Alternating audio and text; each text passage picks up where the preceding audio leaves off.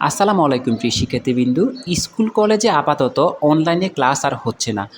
ইতিমধ্যে আমরা তোমাদেরকে জানিয়ে দিয়েছি যে তোমাদের যে প্রাইমারি স্কুলে যারা আছে তাদের ক্লাস কিন্তু না নেওয়ার সম্ভাবনাই একেবারে বেশি। তারা নিবে না বলেই দিয়েছে যে প্রাইমারি স্কুলে অনলাইনে ক্লাসে যাওয়ার সম্ভাবনা সম্ভব না। তো গতকালকে কিন্তু 18 বাংলা নিউজের মধ্যে তারা বলেছিল যে ববি হাজজাতে বলেছে যে স্কুল কলেজে অনলাইনে ক্লাস নেওয়ার সম্ভাবনা খুব কম।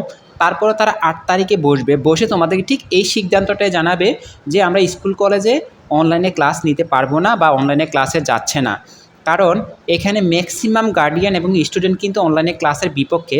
তারা যতই দেখাক 60% কিন্তু ম্যাক্সিমাম কিন্তু অনলাইনের বিপক্ষে চলে গেছে। তো তারা চিন্তা করে দেখেছে যে অনলাইনে ক্লাস নিতে পারবে না, কারণ স্টুডেন্ট তারা কিন্তু অনলাইনে ক্লাসে যুক্ত হবে না বা গার্ডিয়ান কিন্তু তাদেরকে অনলাইনে ক্লাসে যুক্ত করাবে না। তো এই বিষয়গুলো যখন বিবেচনা করেছে তখন তাদের মাথায় এটাই ধরেছে যে অনলাইনে ক্লাস নিয়ে কোনো ফায়দা নেই।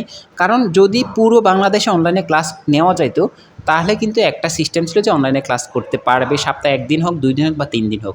কিন্তু তারা শুধু মহানগর এলাকাগুলোতে অনলাইনে ক্লাসের ব্যবস্থা করতে চেয়েছে, কিন্তু পুরো বাংলাদেশে না। তাহলে পুরো বাংলাদেশের শিক্ষার্থীরা কিন্তু এই অনলাইনে ক্লাস থেকে বঞ্চিত হবে।